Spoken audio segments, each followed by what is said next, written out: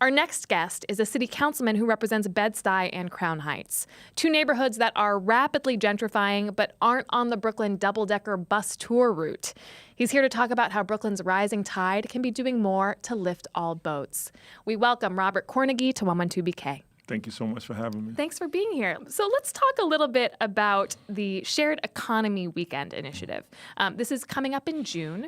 Talk to me a little bit about what it is and why it's important for you and your constituents. First of all, I believe that communities of color have traditionally gotten products at the end of their product life cycle. So when there's a new emerging industry like app-based, platform-based companies, like transportation companies, Uber, Lyft, Juno, Zipcar, City Bike, or hosting companies like VBRO, HomeAway, or Airbnb, generally, as those companies grow, they don't benefit communities of color. So I wanted to see how this emerging economy could benefit minority communities and push us to the front of the line for once. Technology-based companies in general haven't created the algorithms to be as discriminatory as every other industry in this country. And I think it's a good opportunity for us to get in and see if we can ride this wave to some level of success. So for example, in the past, we've done app-based transportation companies have done discounted rides to bars, lounges, and restaurants in Bed-Stuy on Friday, retail outlets on Saturday, and cultural institutions on Sunday. And anecdotally, there's been an uptick to the tune that some businesses that are restaurant-based or bar-based businesses have had to hire one more barmaid or one more cook or one more, so it also is a job creator as well. But the idea that the narrative in this city is that either you support brick and mortar businesses or you support this new emerging economy centered around app-based businesses and that they're mutually exclusive is something that I want to dispel. Well, it doesn't seem like, say, a Black-owned restaurant in Bed-Stuy would be in direct competition with a company like Uber, for example. It seems like there's opportunity for overlap. So what has happened is the inability for the city to harness or monetize the presence of these app-based companies has created a narrative that says that they're generally bad. I'm saying in minority communities, it's the exact opposite. For example, in my district alone, we have 2,200 hosts, Airbnb, VBRO, so people who are using a small portion of their immediate residence towards the shared economy. And what we're doing is being ambassadors to the rest of the world, and we have the opportunity to introduce them to the businesses that we frequent in our communities and create an ecosystem that literally circulates the dollar 8 times intentionally. So now, organically, that's happening. We want to harness it and make it a network and an ecosystem that can create jobs. So you're right that there has been a lot of negative controversy around Uber, Lyft, Airbnb. For example, just yesterday there was a strike by Uber and Lyft drivers. There have been studies that shown that more than half of Uber and Lyft drivers make less than minimum wage in their respective states. Airbnb, of course, has been talked about part of a gentrification problem where people are, instead of leasing out their extra room or their extra apartment to tenants, they're just using it to bring tourists in. How do you see this as part of an opportunity to make the shared economy work for your constituents? Listen, I think where it's against the law to use any of those app-based companies, and it's clear that there are distinctions that prohibit the use of Airbnb and have regulated it to the point that there are rules that you should follow, to the extent that you're following those rules and can earn some resources in a home where the prices are escalating, whether it's around taxes, property taxes, or whether you're someone who is a senior who has limited resources who now can use a small space in your home to generate income and revenue.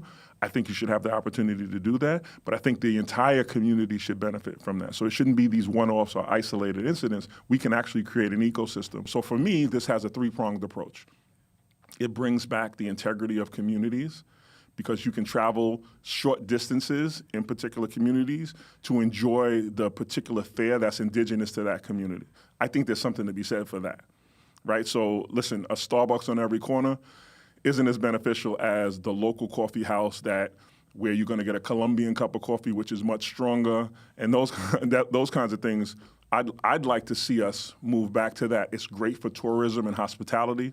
It's great for the brand of Brooklyn, and it's great to create an ecosystem that makes those people who were the least likely to benefit the most likely to benefit. And I think that's what my Shared Economy Weekend wants to demonstrate, how you can marry this brand new emerging economy. Like, there's nothing that isn't shared at this point. I've had an argument with my children, 2 arguments. One daughter was going to prom. And so I couldn't wait for her to go to prom. I'm getting ready to call the limo company. She's like, Daddy, nobody takes limousines anymore. I said, what do you mean? She said, Dad, I don't want a limousine. She said it is environmentally unfriendly to have a car wait for me. Kids these days, out of the mouths of babes, right? So she said, Dad, why don't you just call one of the app-based car services, have them drop me off. If you want to be a big baller dad, you can get me the XL. Right, I'll travel with my girlfriends in the XL. It'll be in style, and then it'll come back to get me when I need to go. It's safe. You can track the app. Exactly. You know where she is on that route. Right. So we're moving away from a way of doing business in a city. Where are we going to be as minority communities in that product life cycle? Right. Where are we in that product timeline? We can be both consumers and business owners in this product life cycle and create an ecosystem in our communities that has everybody benefit, create jobs.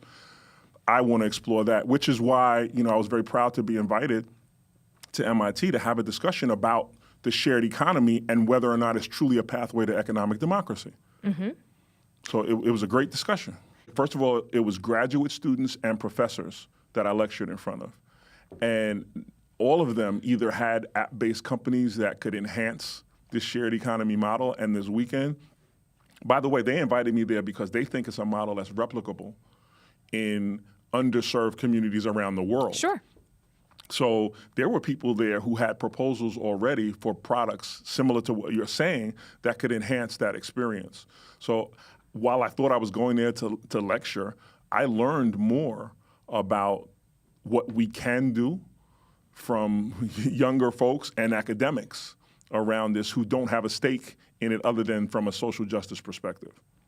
So we touched briefly on how one criticism of Airbnb, when done improperly, is that it can displace people. Absolutely. But you actually introduced a suite of 17 bills that was just passed by the City Council that aims to prevent and reduce displacement.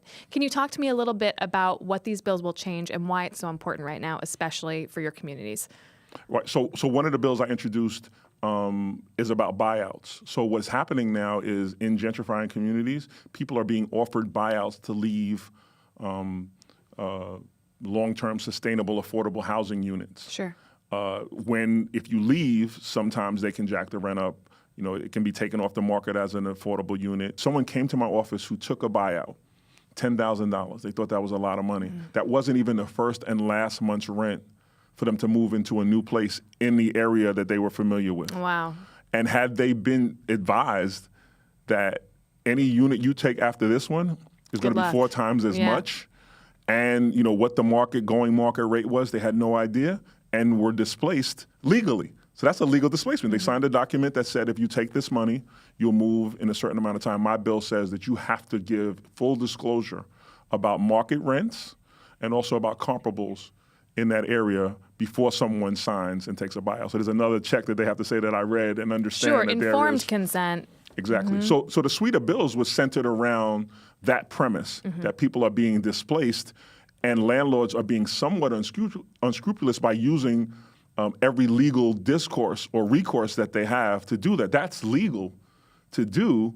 It's a little immoral when you know that person, that amount of money it's not a sustainable amount of money. Right. Unless that person is planning on moving to the Rust Belt. Yeah, basically. It's not going to do them much good. Basically, informing consumers, which is part of what the suite intends to do, and making landlords more accountable for these deals that they're making, so that people can make intelligent decisions, is the premise and basis for that suite of bills, which I'm proud to sponsor. Councilmember, thank you so much for your time today. Appreciate it. Thank you.